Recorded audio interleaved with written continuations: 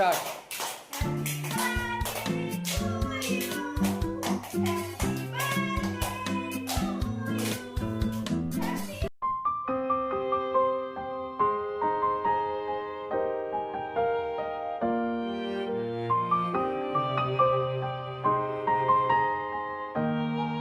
নমস্কার সবাইকে। কাল রইতলা আমার জন্মদিন। তো জন্মদিনের মেনু হইতলা লুচি আর ছোলার ডাল। চলো তাইলে আজকে ছোলার ডালের রেসিপিটা তোমার সাথে শেয়ার করবা। আজ এমন একটা ছোলার ডাল বানাইবা যে ঘরে 10টা লুচি রইনো শেষে ঝগড়া হবে আমার ডালটা কে বেশি নিল। যেহেতু বৃহস্পতিবার রইতলা সেহেতু আমার ঘরে হয়টে নিরামিষে লুচি ছোলার ডাল হয়টে সব থেকে পারফেক্ট রেসিপি। চলো তাইলে ছোলার ডালটা কিভাবে বানিয়েছি দেখো। আমি এখানে কড়াই লিছি, কড়াইটা গরম করে লিছি। এবারে দিয়ে দিবা হটে ছোলার ডালে যে আলুটা দিবা সেটা ভাজিয়ে নিবা। এখানে আমি দেখো ছোট ছোট করে আলু কাটছি।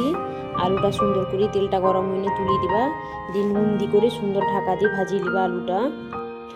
এবারে হয়টে একটা প্রেসার কুকার লিছি। প্রেসার কুকারে ছোলার ডালটা 3 থেকে 4 ঘন্টা ভিজিয়ে রাখছি। আমি দুপুরে ভিজেইছি, আমি সন্ধ্যাবেলা রান্না করিটি। 3 থেকে 4 ঘন্টা ভিজিয়ে রাখছি ছোলার ডালটা। ভালো করে ধুই করি প্রেসার কুকারে দি করি সামান্য নুন দি করি 2 থেকে 3টা সিটি মারি লিবা। আর এখানে মশলা লিছি হয়টে আদা কুচিয়ে লিছি, দেখো মিক্সিয়ে দিয়ে দিই আদা আর গোটা জিরা দি করি এটা সুন্দর করে পেস্ট বানিয়ে লিবা।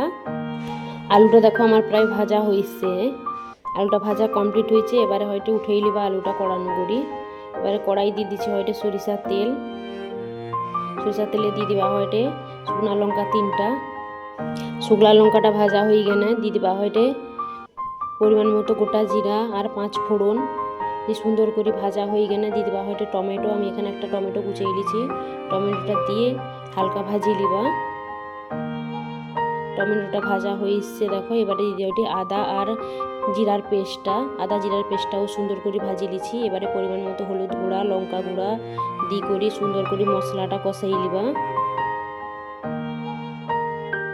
মানে চাইলে এখানে ছোট ছোট নারকেলের টুকরা করি ভাজি করে দিতে পারো। আমার ঘরে কেউ নারকেল খায়নি, সেই জন্য আমি এখানে নারকেলের কোনো ব্যবহার করবানি ছোলার ডালে। মশলাটা আমার দেখো প্রায় হয়ে আসছে।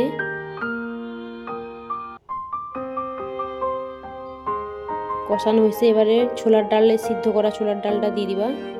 দিয়ে করে সুন্দর মশলার সাথে মিশিয়ে এইটি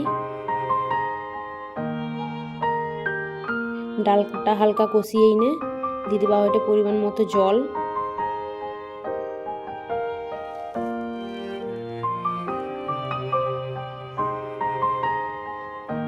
জলটা দিয়ে আমি ফুটতে দিবা ছোলার ডালটা।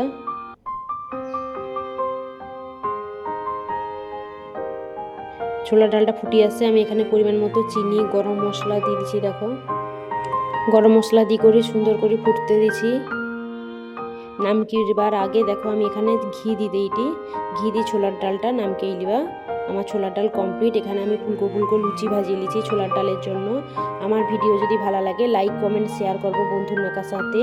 আর এরকম সহজ রেসিপি পাইতে চ্যানেলটা সাবস্ক্রাইব করব। আর সবার সাথে দেখা হবে দারুণ একটা রেসিপি নিয়ে। সবাই ভালো রইব, সুস্থ রইব। নমস্কার।